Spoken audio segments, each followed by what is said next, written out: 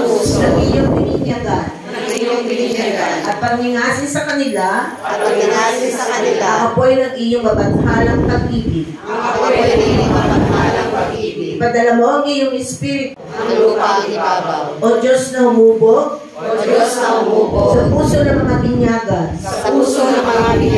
sa pamamagitan ng karunungan ng Espiritu Santo. Ipagkaloob mo sa tulong din ng Espiritong ito na aming malasap ang tamis ng kabutihan at magtamasa magpakailanman ng kanyang mabaghalang pag-aruga sa pamagitan ni Kristong aming Panginoon. Amen. Sa ngalan ng Ama, ng Anak, ng Espiritu Santo. Amen. Simula na kami, tingin-tingin lang kami ng mga libro ng sister, mga tinupay.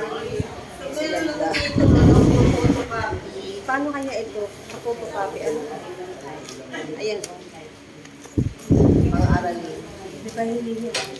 Pwede po itong ipakopya, princess. Ay, pwede ka po. Meron dito pong darin ng paghuhubog sa mga magulang. Princess, pakapin niyo. Meron din po dito. Pero alam mo na ito. Ang dami. Ito na yung mangga natin. Tapos yung bangkay aralin sa unang pakikinabang. Ito sa kayo, ito sis. Sa akin.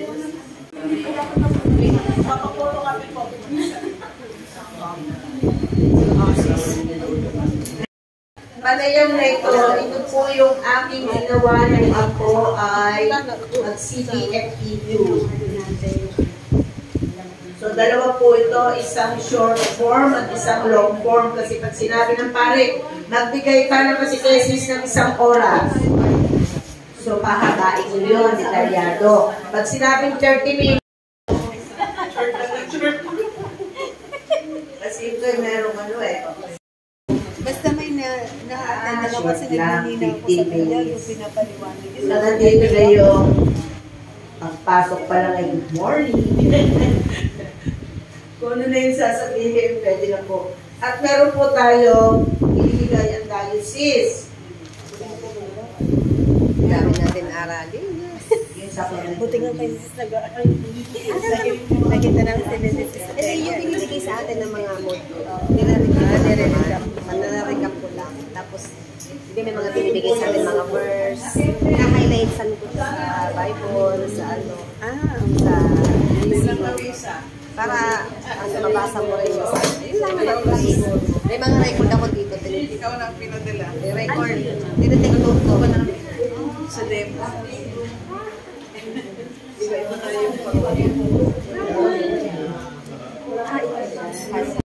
Tita Gomez. May time namin ngayon. Merlinda R. Camposano. Okay po. Nag-a-announce lang. Diana Serda.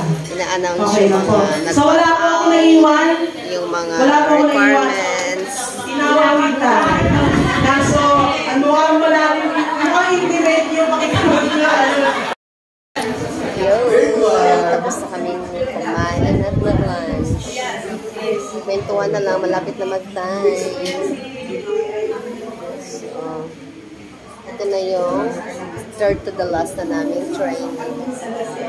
Sa aming edikista.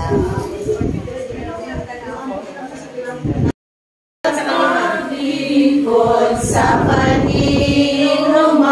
Ay, nagdadala? Tayo'y nagdadala ng balita ng kaligtasan. Tayong lahat ay may pananagutan sa isa't isa.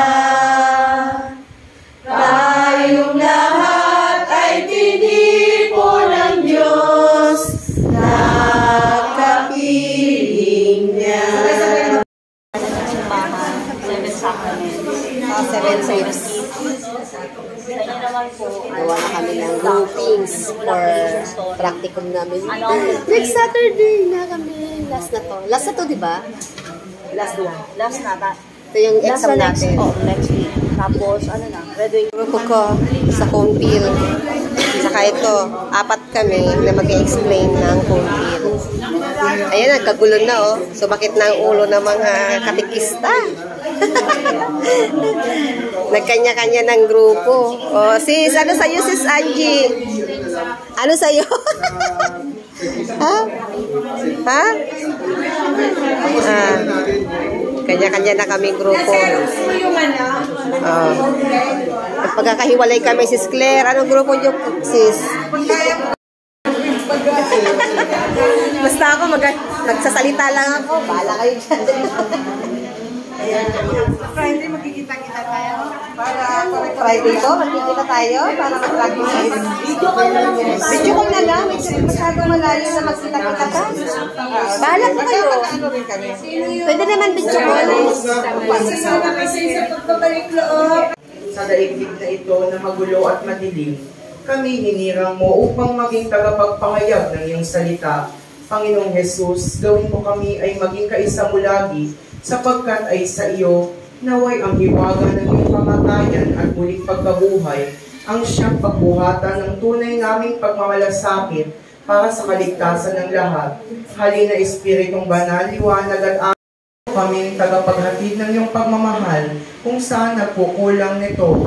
O Maria, ina at buwaran naming mga katikista, tulungan mo kaming maging tapat na tulad mo, naway itanim namin sa aming puso ang salita ng Diyos at mamuhay ayon sa aming pananampalataya. Luwalhati sa Ama at sa Anak at sa Espiritu Santo. Para sa ulang-ulang ngayon, magpakailan na, nagpasawalang hanggan. Amen. Sa ngalan ng Ama at ng